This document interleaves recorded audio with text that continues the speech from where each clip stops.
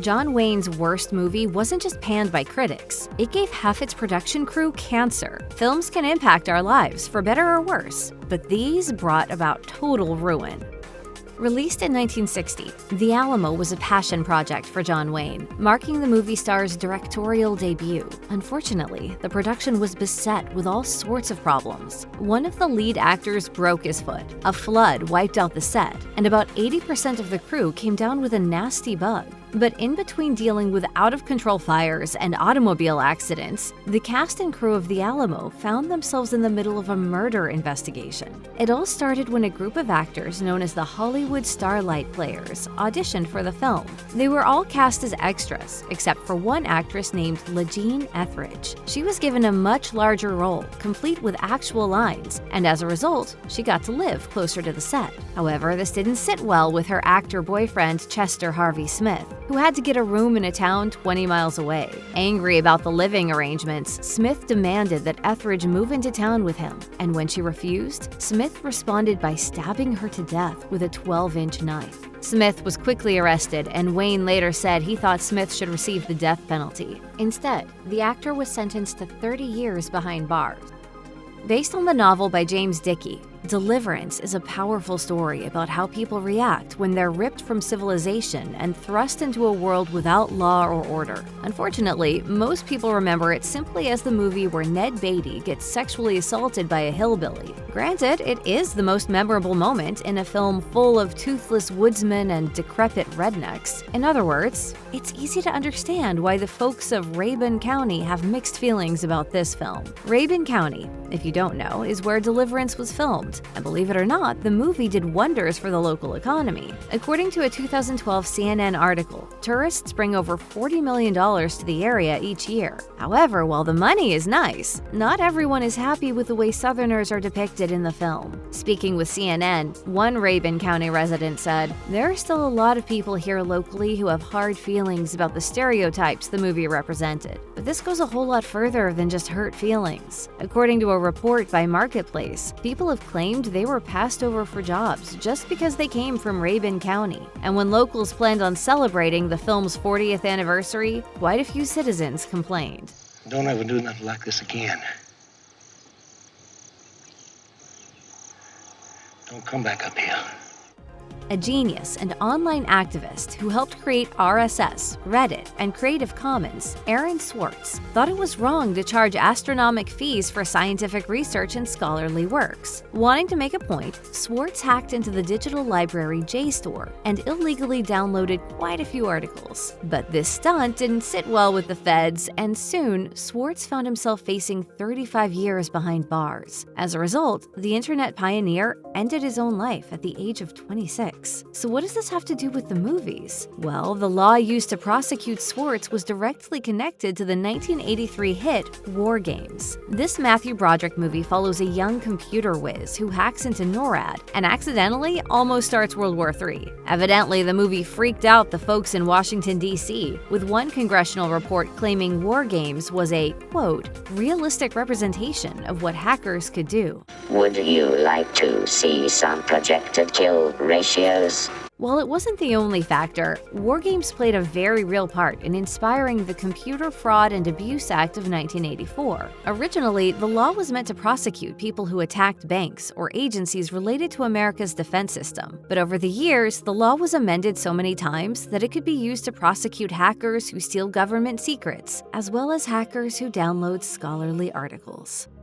There have been quite a few biopics in recent years that have left their subjects feeling rather unhappy. That includes former NFL player Michael Oher, who has claimed that The Blind Side severely impaired his professional career. In the film, Oher is portrayed as a troubled teen who finds new direction in life when he meets Leanne Tui, a wealthy mom played by Sandra Bullock. Over the course of the film, Tui inspires Oher to play football and go to college, and he ultimately joins the NFL. But while the movie earned more than $300 million and snagged Bullock an Oscar, it didn't do Oher any favors. Speaking to SB Nation in 2016, Oher explained his feelings about the movie, saying, "There was a time in my life early in my NFL career where the movie just seemed to take away from me. It made it seem like the movie was responsible for my NFL career, not my play, not my hard work." You have to understand, before I moved in with the family. I was an All-American. Things only became more complicated in 2023 when Orr sued the Toohey family, revealing that they had never actually adopted him and claiming that a conservatorship they had tricked him into was used to financially manipulate him. Even early in his career, Leonardo DiCaprio always preferred lending his talents to movies with dark subject matter. Sometimes this resulted in critical acclaim, while other times it led to movies like The Basketball Diaries. The movie follows DiCaprio playing celebrated author and poet Jim Carroll as a teenager in high school struggling with drug addiction. It leads him to slowly isolate himself from everything and everyone he cares about until he finally gets clean after a 6-month stint in prison. Normally, a film like this would have long left the zeitgeist more than 25 years after its release. However, the movie later became entangled in an unimaginable tragedy at Heath High School in West Paducah, Kentucky. On December 1st, 1997, Michael Carneal entered the school premises with 4 concealed firearms and proceeded to fire 11 shots in the school lobby. This tragically led to 3 students losing their lives and 5 more being injured. Carneal later claimed to have been inspired by a dream sequence in the Basketball Diaries, where Jim dreamed of shooting his class. This led to a lawsuit against the movie's distributors that ultimately got dismissed. The Conqueror, a 1956 film, is notorious for being associated with one of the biggest on-set tragedies in Hollywood history. The movie is poorly regarded among film fans and considered a run-of-the-mill origin story for Genghis Khan, with John Wayne woefully miscast in the lead role. The plot revolves around Khan kidnapping Bortai, a royal of the Tatars, which leads to war. Despite his lack of leadership skills, Khan ultimately wins both the war and the girl. Unsurprisingly, the film received dismal reviews from critics. However, the movie's quality isn't even the most significant tragedy associated with it. The Atomic Energy Commission had assured the film's producers that the shooting location in the Utah desert was safe.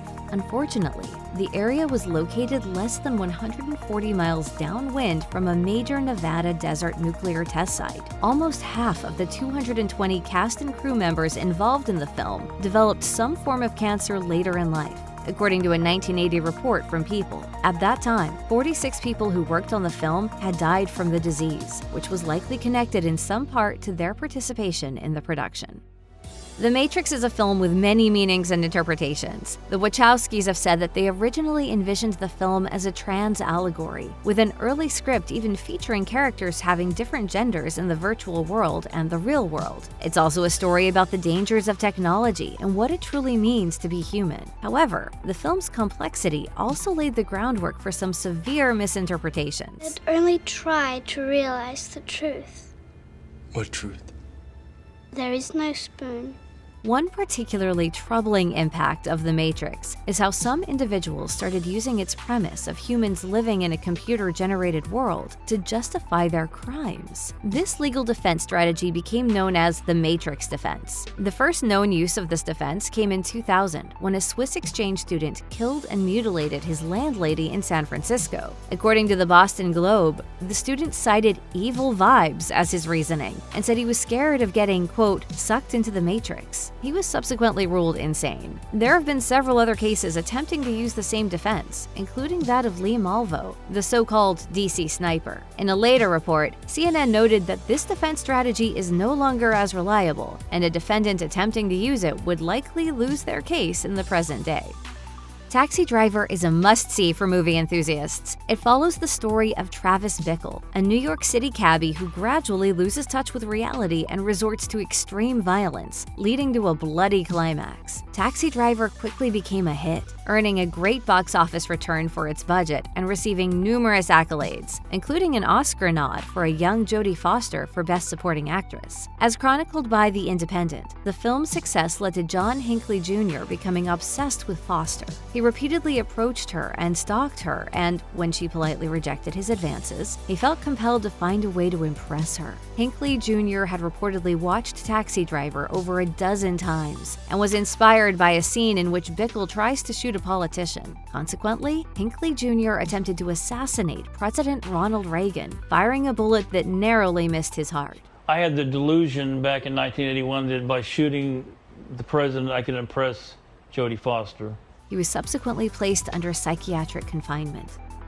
The Birth of a Nation undeniably stands as one of the most racist films of all time. The movie chronicles a post-Civil War America in which Confederate Colonel Ben Cameron establishes the Ku Klux Klan and terrorizes Black Americans in the South, all while being positioned as a hero by the script. The film is often credited with pioneering cinematic techniques that continue to be used in filmmaking today, such as close-ups. However, fixating solely on the film's technical prowess obscures the fact that it played a significant role in revitalizing the Ku Klux Klan. Its glorification of lynchings and cross-burnings quickly turned the film into a recruitment tool for the Klan, making its legacy truly evil. When the film was initially released, the NAACP rightly raised objections about its extensive use of blackface and the despicable portrayal of Black people. However, these objections did not prevent the movie from becoming one of the most commercially successful films of all time. A Harvard University study even revealed that the film's initial roadshow release led to an increase in lynchings by up to 5 times in areas where it was screened. This grim reality solidifies The Birth of a Nation as one of the most harmful movies ever made.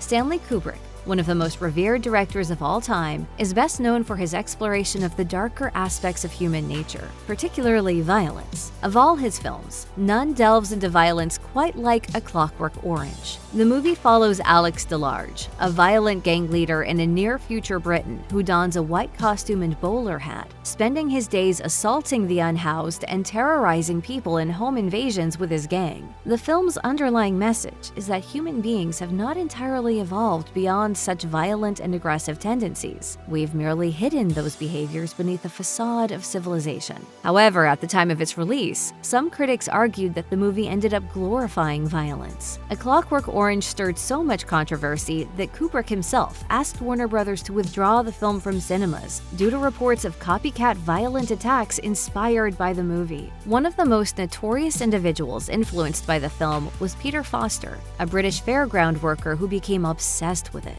Foster often dressed like Alex DeLarge and subjected multiple partners to violent abuse over the course of 3 decades, killing 2 women. He was ultimately convicted and handed multiple life sentences in prison.